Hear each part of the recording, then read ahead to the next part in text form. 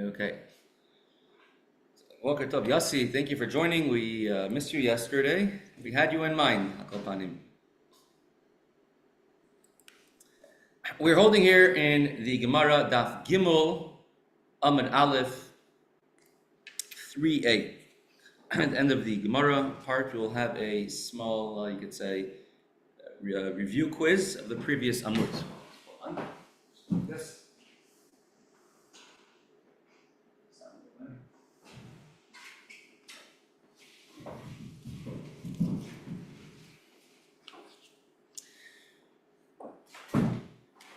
As our Mishnah said, there are 4 Rosh Hashanahs of the year. Not just one, there are 4. What are the 4 Rosh Hashanahs of the year? One is a new year for the kings. Say this is the first year of the king, the second year of the king. One is for Meiser Behema, for giving every 10th kosher animal that you own to the as a karban in the Beis HaMikdash. Morning, Reb Pinchas. Morning, Mr. Nadich. Good morning. One is the new year on Rosh Hashanah, for when everybody and everything in the world gets judged for the year. And one is on the 15th of Shvat in regards to Meiser as well. We were trying to get the reasoning behind why is Rosh Chodesh Nisan, the first of Nisan, why is that considered to be the head of the new year? Here are the months of the year: Tishrei, Cheshvan, Kislev, Teves, Shvat, Adar, Nisan, Iyar, Sivan, Tammuz, Av, Elul. We say months of the year because a year starts from Tishrei. But we have a different head of the year regarding months, Nisan. Nisan is the first month of the year, and whenever the Torah states this event happened in this year from when the Jewish people left Mitzrayim, it starts counting Nisan as the year, as well as in the 3rd month, the 4th month, 2nd month from when the Jews left Mitzrayim. You're always going to have Nisan as the 1st month. Kings are compared to Nisan, as states Shlomo HaMelech was anointed in the month of Nisan. Was anointed in the 380th year after the Jews left Egypt, in the month of Sivan, and it's counted as a year because the years start from Nisan. We bring a proof from Aaron HaKohen. Aaron, the high priest, passed away in the 40th year the Jews left Egypt, in the month of Av. 6 months later, in the 40th year the Jews left Egypt, Moshe passed away. Moshe started to speak to the Jewish nation and passed away. But in the month of Shvat, in the 40th year, the Jews left Egypt. And if it's both in the 40th year, that means the years begin not from Tishrei, rather the years from when you left Egypt begin in the month of Nisan. Question is like this. Why specifically in the month of Nisan do we say is a new year that you count from when the Jews left Egypt? What about all the other months in between? So the Gemara is going to discuss this.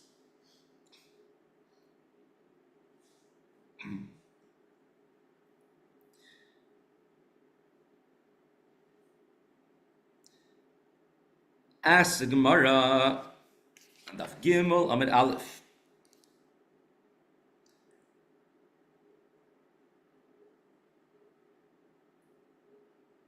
States, when Aaron passed away, Aaron the high priest, the clouds of glory left. The honor of the Jewish people left, and then they were attacked by another nation. Which nation? Back in the Torah, it says, Vayishma HaKanani. Here it is. Aaron passes away. Yamas Aharon Berosh Har, Aaron passed away, and the Canaan is one of the 7 nations of Eretz Yisrael, of Israel, and they heard that the Jewish people came, and they went and they fought the Jewish people.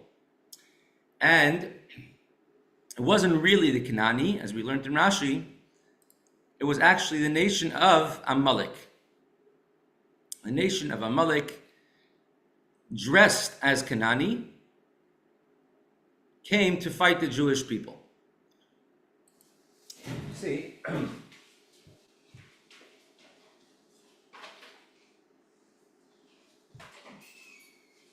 so this, I'm sure many of you recognize the picture. This is Mifza Entebbe. This is the Entebbe raid, where there were, the terrorists, Black October, Black September. They hijacked a plane to Entebbe, Uganda, and on July 4th, 1976, by the centennial, Israeli commandos came to Uganda and managed to free almost all of the hostages. What they did is, one of their tricks they tried to do was they had a replica of the Mercedes, of the same vehicle that Idi Amin, the dictator of Uganda, was using, and Idi Amin was visiting the hostages in Entebbe many times, so they came in his vehicle in his favorite vehicle, in order to fool the soldiers, thinking Idi Amin is coming back, and they should have the element of surprise.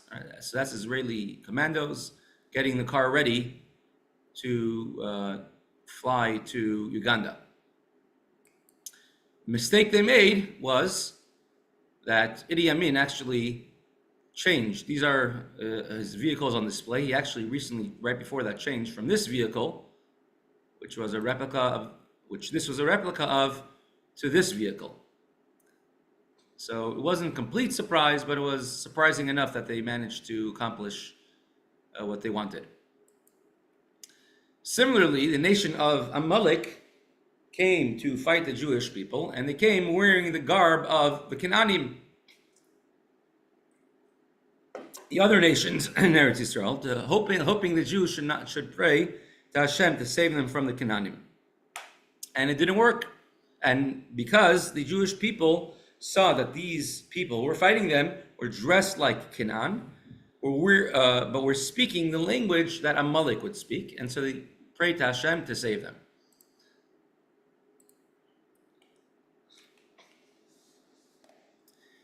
When why did they suddenly attack the Jewish people? What happened? After Aaron passed away, then Ministalku Anani covered the clouds of glory which were protecting the Jewish people. They left because they were there in the merit of Aaron, and they came to attack, and that's how you read the pasuk, the verse. It says, Vayiru ki eda ki gava Aaron, and the nation saw that Aaron passed away. You could read it, Vayera'u. And suddenly they were exposed when Aaron passed away, because the clouds of glory left them, which would protect them. And now Amalek came to attack them.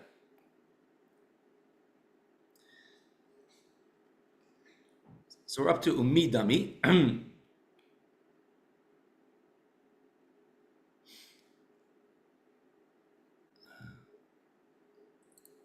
Says the Gemara, Midami. Do you mean to say that when Aaron passed away, Sichon, the king, was alive, and therefore, when it says that Moshe, in Chumash Devarim, it says Moshe Rabbeinu started speaking to the Jewish people in the 40th year they left Egypt, after they destroyed Sichon, meaning that Sichon was alive when Aaron passed away. When it says that Aaron passed away, it says that the king of Arad was alive. Just go back to the pasuk, the verse. We'll bring them close. Both of these references. So let's remove all of the commentary so we can see the psukim straight. It says Aaron passed away. Verse 29, chapter 20. And then the Canaani, the king of Arad, heard and attacked the Jewish people. So the Gemara asked, Hasam Kinan, Hacha Sichon. It's how do you know? Why do you assume that Sichon was alive when Aaron passed away? When Aaron passed away, it says after he passed away, the king of Arad came to attack. It doesn't say Sichon, the king. Let's X out of this. Sichon. Sichon was the king of Cheshbon, which is right over here in the area later on, which belonged to Shevet Gad. Bashan, that's where Og was. Cheshbon is this area where Sichon was. It says the king of Arad came to attack the Jewish people. It doesn't say that Sichon came to attack the Jewish people. Why do you assume that Sichon was alive? Although the end of Parshas Chukas, the very end of Parshas Chukas, discusses a war against Sichon, right? Perhaps that took place earlier, because not everything is necessarily in correct chronological order.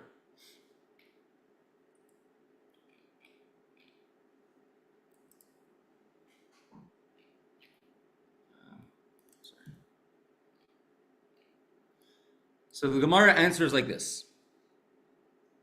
Sichon and Arad are actually the same people. And when it says that the king of Arad heard the Jewish people came to attack them, it's actually going on Sichon. Sichon also came to attack the Jewish people together with Amalek. And the Gemara answers like this. Tana, we learned in a Brisa, was taught, who Sichon, who Arad. Sichon, Melech Sichon, is another name for Arad. This is, today you can still see some of the ruins, this whole area of the land of Sichon, of the cities of Sichon. Sichon and Arad are the same person. Why did he have two different names? Sichon, the word Sichon comes from the word shliach. Shliach in Hebrew is a foal, which means a young, strong, healthy horse, which is very quick, a pony. And Sichon shadoim l'shliach b'midbar. He was similar to a wild foal in the desert. So he was a very fast, he was a very quick-footed person himself. Canaan, al Shem Malchusai. He was called Canaan, not because he lived in Canaan, because if you look at the map, once again, he didn't live in Canaan. Canaan is over here on the left. Sichon lived in the area of Gad and Ruvain, which is on the other side of the Jordan, on the east bank of the Jordan River, which now is in the country of Jordan. But he's called Canaan not because he was from Canaan. Canaan is an adjective also. It's not just a noun saying these people live in a place called Canaan. Canaan can mean a merchant.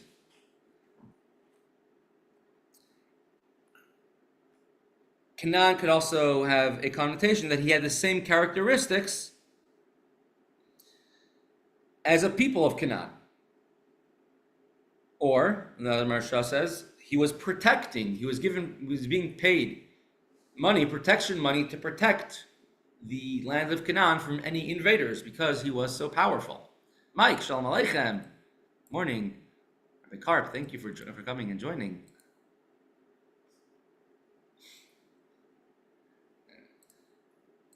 So Canaan just means he was the same characteristic as Canaan. Similar to Moshe Rabbeinu's wife was called a Cushi, which means comes from Ethiopia, which is Cush. But she didn't come from there, she came from Midian.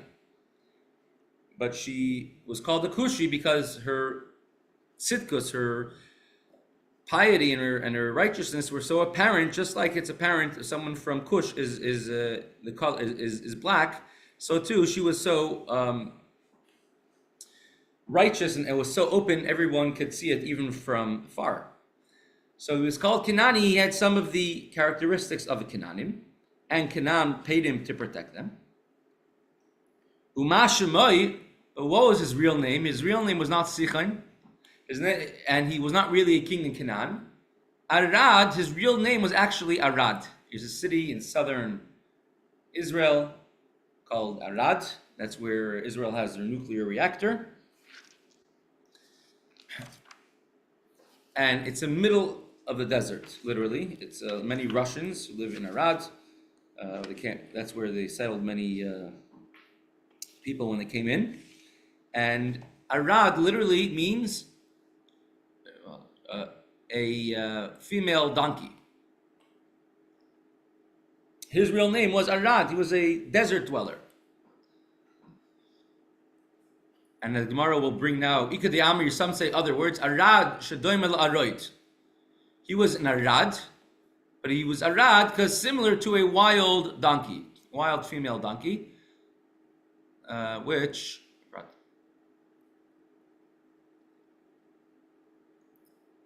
here it is, right? This is what they are. These are somewhere in Africa. They live in the desert. They're wild. There's herds of them all around. This is somewhere, I think, in this Hara desert. And so they're known to be very powerful, very quick, and also very vicious. If someone messes with them, they'll bite, they'll kick. So his name was Arad and he had the characteristics of an Aroid, a wild female desert donkey. Bamidbar in the desert. Canaan, why was he called Canaan al Shem al Chusay? Because he was actually a king, he was powerful over the people of Canaan. He was able to rule over them. And and what was his real name? His real name was Sichon. And when it says that the Kenani, the king of Arad, heard and came to attack the Jewish people, it's going on Sichon, who had the characteristics of an Aroid, a wild donkey, and he came to attack the Jewish people. And from here, we're going to, according to this teaching of this brisa, and therefore it comes out that Sichon was alive when Aaron passed away, and since the Jewish people fought Sichon, and Moshe speaking to them in the 40th year from when they left Egypt, as the Torah tells us. In addition, Aaron passed away in the 40th year from the 40th year they left Egypt. So we must say, once again, that Shvat, when Moshe spoke to the Jewish people, and 6 months before when Aaron passed away, both in the 40th year from when the Jews left Egypt, were both in the same year. So the new year for leaving Egypt, and consequently for kings, which follows that, must be somewhere between Shvat and Av. And so comes out that we could agree that Rish Chodesh Nisan, beginning of the month of Nisan, should be the new month should be the new year for kings.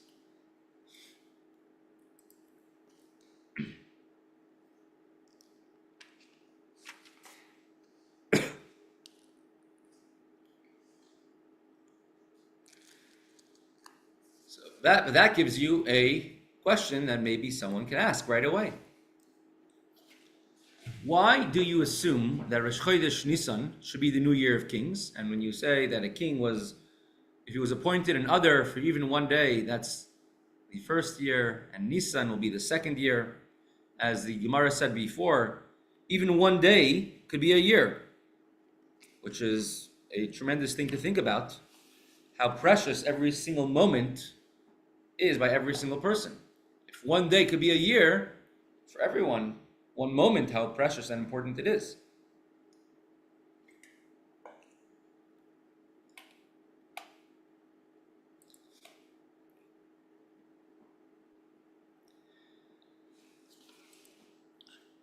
why choose specifically Rosh Chodesh Nisan as a new year of kings? We established it has to be somewhere before of, somewhere after Shvat, and Adar as well would be part of the previous year, because in Adar it says that Moshe passed away in the 40th year from when the Jews left Egypt. And he passed away in Adar. But why Nisan? Maybe Iyar should be the beginning, Rosh Chodesh of the new kings, Rosh Hashana of the new kings. Maybe Sivan should be Rosh Hashana of the new kings. And maybe Tammuz should be Rosh Hashana of the new kings. And maybe Rebbe Label could think of an idea for us with your if you had to eat a simon, like apple and honey, or carrots like we do in Rosh Hashanah, if you had to do it for the Rosh Hashanah of the new kings, what would you be eating on Rosh Chodesh Nisan?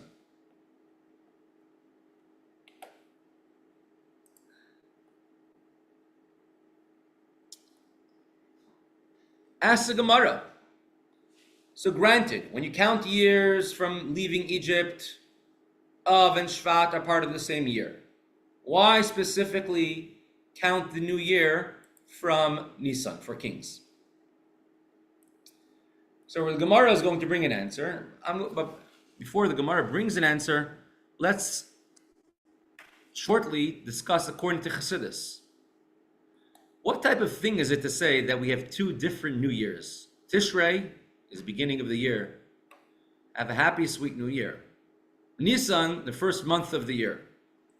Why do we have two different beginnings of a new year?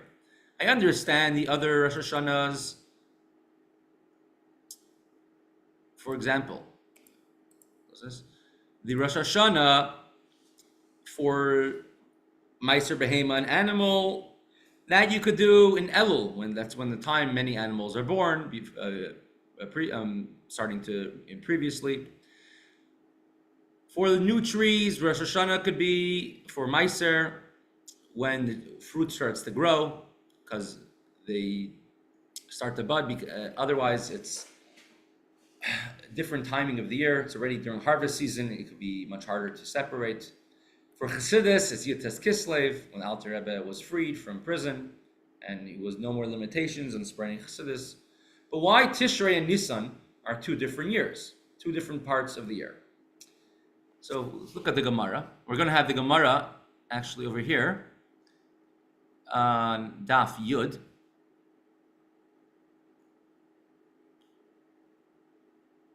Here it is, Shana Daf Yud. There's actually a Brisa, which we have two Tanaim disagree when the world was created. Tanya Rabbi Eliezer Aimer b'Tishrei Nivra Olam. Rabbi Eliezer says the world was created in the month of Tishrei. Starting on Chafei Elul, and Adam, the first man, was created on Rosh Hashana. And b'Tishrei noldu Avos, b'Tishrei Mesu Avos. On Tishrei, Avraham and Yaakov were born and passed away. Pesach Noilad Yitzchak. Rosh Hashanah Nifkada Pesach, Yitzchak was born. And Rosh Hashanah, that's when Sarah was remembered. Nifkada Sarah, Rachel, Chana. Sarah, Rachel, and Chana, three women in Tanakh who did not have children, and Hashem granted them children on Rosh Hashanah. Yotze Yosef Beis Asurin. Yosef left jail in Rosh Hashanah. Rosh Hashanah Batla Avodim Avaseinu Mitzrayim. On Rosh Hashanah, 6 months before 6.5 months before we left Egypt, the Jewish people stopped having to work, doing labor. We left in the middle of Nisan, but on Rosh Hashanah, 6.5 months before, we already stopped working, doing hard labor for the Egyptians. Ben Nisan Nigalu, and Rabbi Eliezer continues, in Nisan we were redeemed from Egypt. But Tishrei Asidin Lihigael, and Mashiach will come in the month of Tishrei, which of course could become long before that. Rabbi Yeshua says, the Nisan Nivra Olam, the world is created in the month of Nisan. And then he goes through the list of things once again. But he says the of us were born, our forefathers were born in the month of Nisan. And he concludes, Ben Nisan Alu, Ben Nisan Asidin Legal. In Nisan we were redeemed from Egypt, and in Nisan we will be redeemed again. And they continue with proofs that the world is created in Nisan, the world is created in Tishrei. Now, overwhelmingly, I would say, people understand and we say that the world is created in Tishrei. That's when we blow the shofar, we have apples and honey for a new year. As Chassidus explains, it's actually not a contradiction at all. And they're both discussing two different aspects of creation. One is koyach and one is payal. One is when was the world physically created, and one is when is the world spiritually created. Meaning the physical creation took place in the month of Tishrei, on Rosh Hashana. In a spiritual term, in spiritual ways, the spiritual world, which as we're learning now in Chassidus, and we're very familiar, that our world is just a tip of the end of the Hishtalshalus, but all the spirituality, all the spiritual worlds, and that's all Memale, and all past Hishtalshalus, and entire Machshava Gduma, all that happened in the month of Nisan. Nisan is a time of miracles. We were taken out of Egypt in a miraculous manner. Tishrei is when the world was created by Hashem. So there's two different journeys of the person: a Tishrei to Elul journey, a Nisan to Adar journey.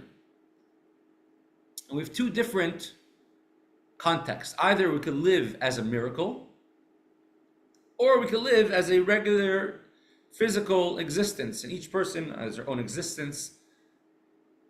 And really, we have both. As a Jew, we live and we embrace both of them. And we have the ability, because we have a neshama and a guf, a godly soul, an animal soul, and a body, to embrace both parts. On 15th day of Nisan, we left Mitzrayim, started going toward Har Sinai, becoming more spiritual. We are citizens of Hashem's world. When Hashem revealed himself at Har Sinai, he says, Anochi Hashem Elokecha asher hozitzicha me'eretz Mitzrayim mibeis avodim. I have taken you out from Egypt, which was the place of slavery. Why couldn't Hashem say, I am Hashem your God, who created the heavens and earth? That's a much greater accomplishment, I would think, than taking us out of slavery in Egypt. Because when the Torah was given, Hashem was telling the Jewish people that I am not coming to you now as Hashem of creation, but I'm coming to you as Hashem of Mitzrayim, the physical world, the personal relationship we have with Hashem. And therefore, both parts, Nisan and Tishrei, are both very, very important. And we have the ability that as a Jewish person to live and to act in both ways. We have the ability to live in a physical world and to act like we're Nisan Jews, higher than this world, to transform this world into something otherworldly. So that is, in general, why we have two Rosh Hashanahs. So Rosh Hashanah, when everyone in the world is judged, a new year, that will be in the month of Tishrei. Rosh Hashanah for kings, and as we'll see soon in the Gemara, Dafka Jewish kings, because non-Jewish kings will say it's a Rosh Hashanah for them is in the month of Tishrei. A Jewish king, the purpose of a Jewish king isn't to show off and say, I'm like all the other nations and we have our own powerful king. That's exactly not the purpose of the king. And if a king is trying to make a legacy for themselves, there won't be known, they'll lose any greatness they had. Rather, the point of a Jewish king is to connect the people to Hashem in ways that they couldn't achieve by themselves. So a king has to be so special and so pious that he will be able to uplift the entire Jewish people more than anyone else. So the Rosh Hashanah for a Jewish king is in Nisan, the day the Mishkan was dedicated. Not the day that Adam, the first man, was made, but rather the day the Mishkan was dedicated, to show and to know how we always have to elevate ourselves above the world. So that's Rosh Hashanah of Kings is in Nisan.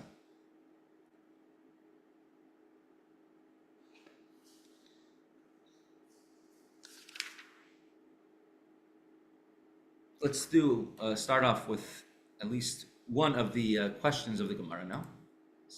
This.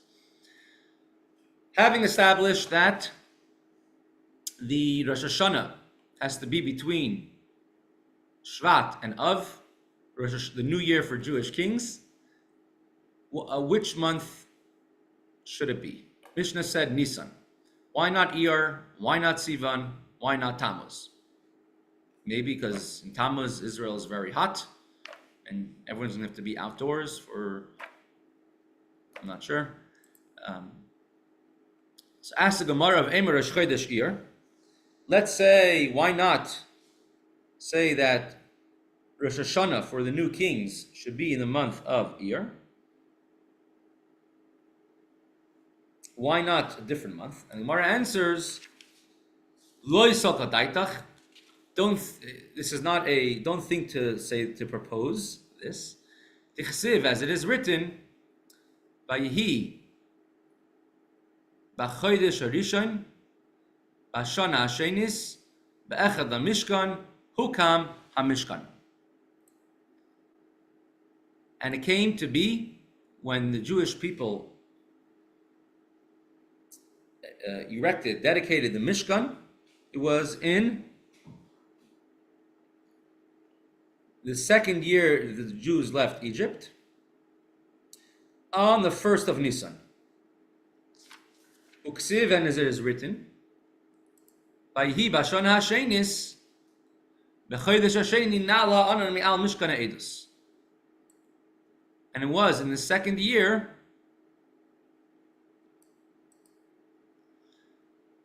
that the cloud on Chaf Iyar, that the cloud which was over the Mishkan telling the Jews to camp left.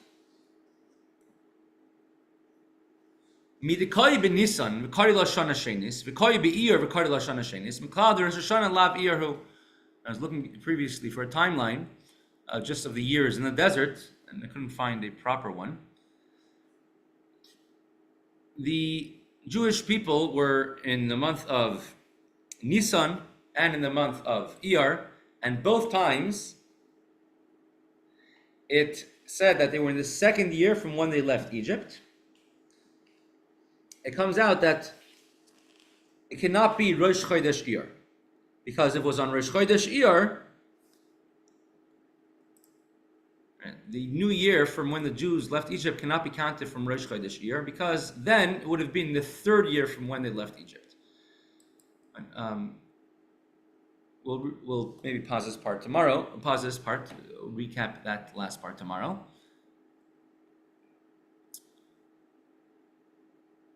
We'll continue now with the Gemara, the Veyaddata Moskva, the Maimer of the Rebbe Hershel, Veyaddata Moskva. If you have the book, if you need one, can't see it so clearly. Sorry. I have more copies you could use.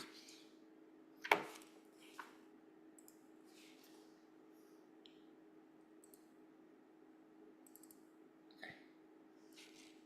Let's see. All right. Could you tell what this picture is? Anybody?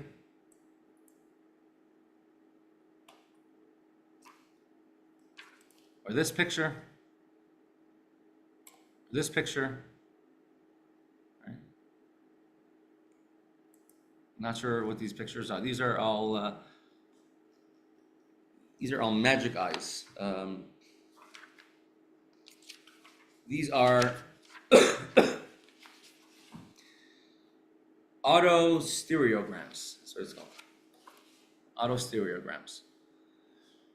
And for many people, I never myself had too much success with it. Perhaps others did. If you focus on it for, I think, 20 seconds or 10 seconds, a image will come out. Maybe some of you see the image. I'm not sure what it's supposed to be. In the 90s, it was very famous. A lot of pictures in the 90s. Right. I remember growing up, we had the magic eyes. Right. You look at it and you see a picture. If I look at it, I can't see a thing. Someone else who could look at it could find something else.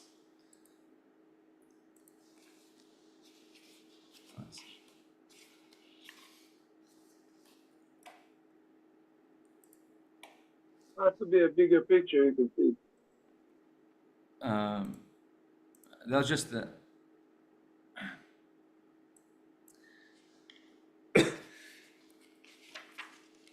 Why are we bringing up this picture? Because all we saw over there was just a lot of dots and colors and swirl of different things. But really, there's an image, it's actually a 3D image that's hidden inside of there. It's hidden in plain sight. Just you have to be able to see what's hidden in plain sight. Just an example, the hand of Hashem is hidden. It's here in this world constantly. We just need to be able to sometimes see past the facade, past the beginning, in order to see the picture that's hidden on the inside. So we're actually almost done the mimer.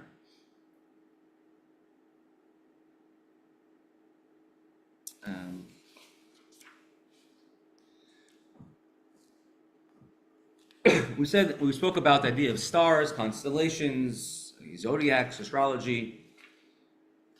These are a level from which Hashem brings chayas, life to the world, and those in the past at least who could look at it and could tell you what's happening perhaps, or what could happen later on. It's not, and then they would attribute power to the stars, to the moons, to the sun. They don't have any actual power to themselves. These are just the lowest form of spiritual beings, lowest form of malachim, and they have the most physical form, in whether it's gas or liquid or fire. And the chayas, energy of the world, comes through them. So someone who could observe and read what it's saying is not due to the fact and say, and let's say they were accurate in what they said. It's not that the stars have any power to control us or destiny. Our brachas, our blessings, come from Hashem. He said, "Gevaya agavaya shomer." Goes higher and higher, so many levels, higher and higher.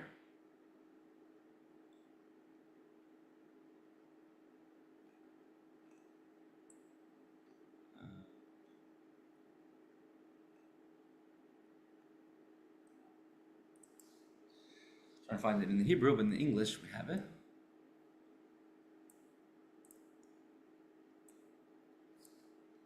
Amnam, etzem havos umishem havaya. Creation truly comes from the name of Hashem, name of Yud-Kei Vav-Kei.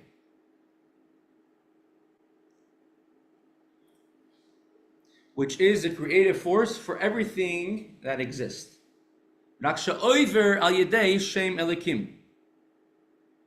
It passes through the name of nature, Elokim, how Elokim created the world.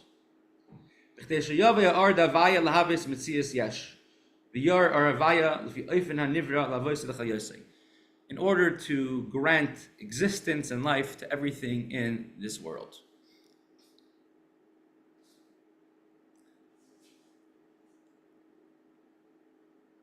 Thus, the Ikir or the Shem Havaya. Here it is. right over here. Let's try zooming in. So the main power is the light of Shem Havaya.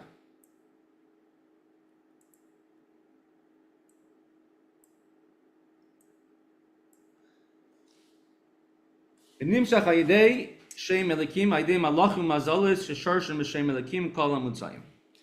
And the name of Hashem comes down through the angels, which have the power, are given the ability to bring things down through Hashem, but have no free choice of their own, and they're all sourced in the name of Elikim. So everything that exists is really the name of Hashem, Yud-Kei Vav-Kei, which is the infinite energy of Hashem. And when the name Elohim comes and make things repeat and make patterns of things again and again and again, so that's called science and nature. And Elohim, that's the nature, is nothing more than the medium through which Hashem engages us without overpowering us. So it's foolish to give any power or attention to anything in nature or anything in science has power, because exclusive power is Yud-Kei Vav-Kei of Hashem.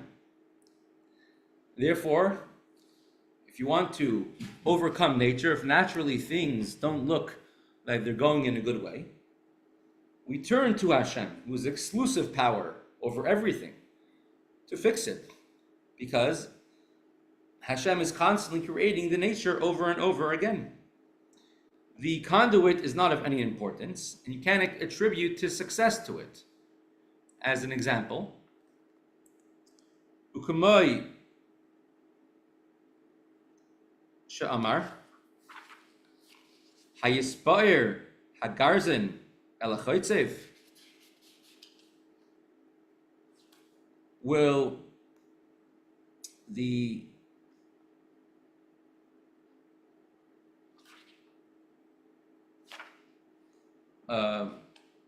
beautiful axe show off? Look at me, I'm a great axe that I built this I cut down this big tree, I built this big building. Harimuvan da memutz mitzad atzmei niklum miachar shein hashpa v'yishavus meita kim shal yadai amemutza over hashpa or likim avik al nevraim. The conduit is merely the means, the medium through which Hashem gives his bracha, gives his light. And therefore, no importance at all is attached to the actual medium.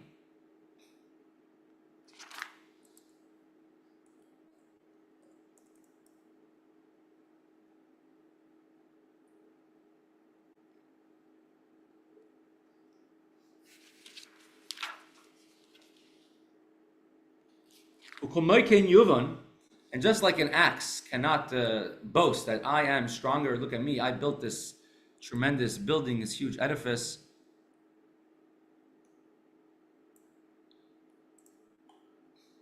Similarly,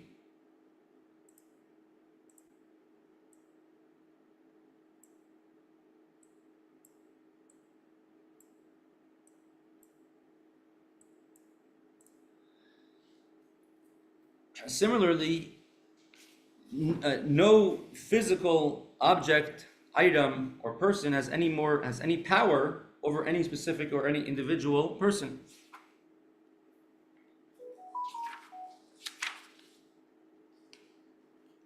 During creation, if Hashem had to conceal himself through the veil of Shem Elikim,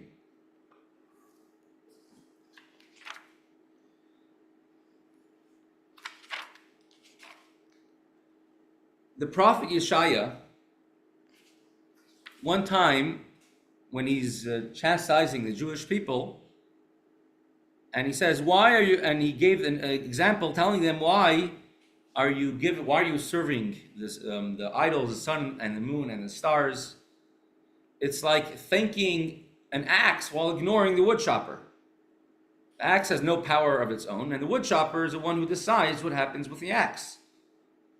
Everything in nature and everything that happens in science as well is merely a tool which Hashem decided to choose to express himself in this world. Now, of course, a person could say, I was created this way, meaning our souls comes from Klippa, our Nefesh HaBahamis, our animal souls come from Klippa, and therefore, Klippa means the outside, and we're always drawn to what we see, to the outside. So we look at people and everyone superficially, and we judge a book by its cover. So if we see something giving us something we need, sunlight, vitamins, we might think that it comes from that place. We don't look deeper to where it actually comes from. So that's why we have a Torah as a mitzvah to Yidiyas Hashem, to know Hashem, to study and to meditate and to understand what's higher and seeing beyond what meets the eye. If you go to a restaurant and the waiter brings you food, it wouldn't make any sense to assume that the waiter is the one who cooked the food. Or if you see an advertisement and it says, eat this food and you'll be healthy, you're going to lose so much weight if you eat this food. It doesn't just because it was advertised like that doesn't mean that it's true. And if the food is not good for you, and you know it's bad, and you eat it, you might come to eat it because you saw on a big screen it says, eat this food, is good for you. And that happens because since we have a neshama, a soul, which is coming, an animal soul, which comes from klippas noiga, klippa, the shells, so we're drawn to externalities. We're drawn to not looking into a deeper reality. And that's the idea of this mimer, to know that Havaya hu Elikim, that whatever is happening in Elikim, in this world, is actually Havaya. So we don't have to be worried if we get a call from a lawyer, from a bank, to panic or to stay calm, because everything in this world is merely an expression of how Hashem chooses to engage with us. And there's never a conflict between the Torah and fulfilling the mitzvah and earning a livelihood or becoming better, anything else in science or anything else in nature.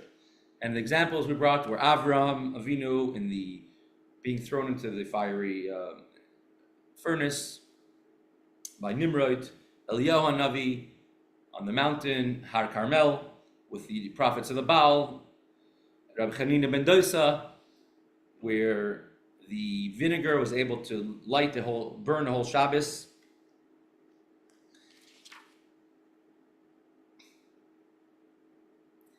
And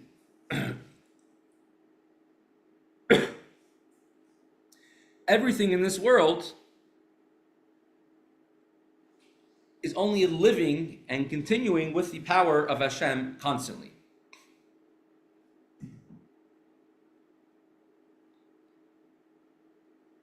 As it says in the Zohar, Alma, the lower world, is always ready to receive from the upper world. However we act, that's how Hashem will act back to us. However we think, that's how Hashem in turn will act back to us. If we give a lot of power or credence to natural occurrence, to science, and therefore we're stuck, we're limited, so that's what will happen. If we say that we'll think good and we're going to look beyond the veil, then it actually will become revealed good.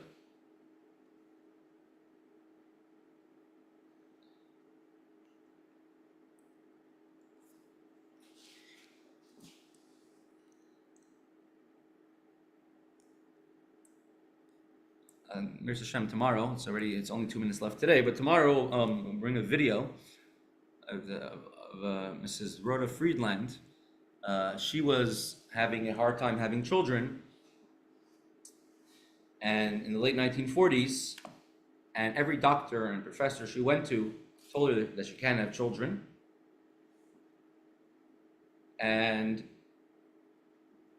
as a matter of fact, she had a yechidus with the Frierdiker Rebbe less than 48 hours before the Frierdiker Rebbe passed away. It was in Stalik. She had a yechidus on Erev Shabbos.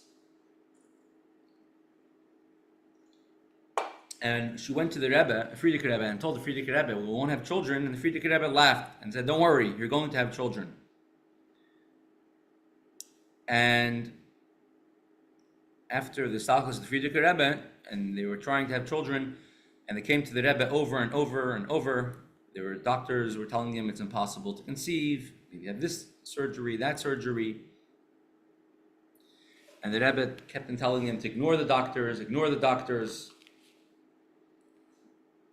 And till she went to one very great big doctor, she called him a doctor on Park Avenue, who looked at her and says, you have to have an emergency immediately. And booked her for you have to have a surgery emergency immediately. And booked her for a surgery.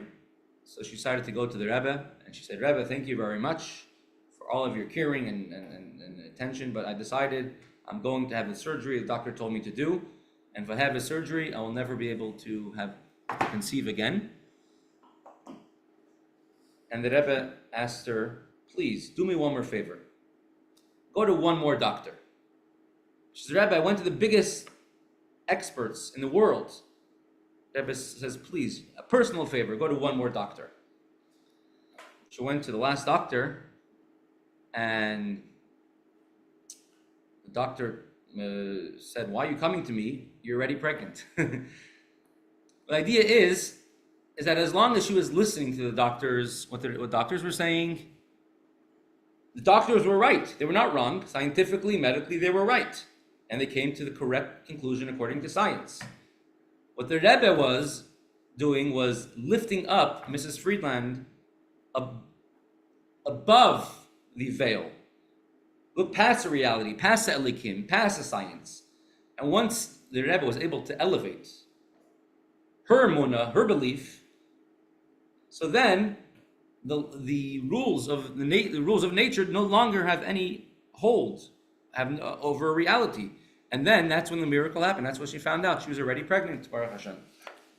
So the idea is that the way we act is the way Hashem will respond back to us, to go past the veil. Okay, Shekayach, thank you everyone for joining in the time of day.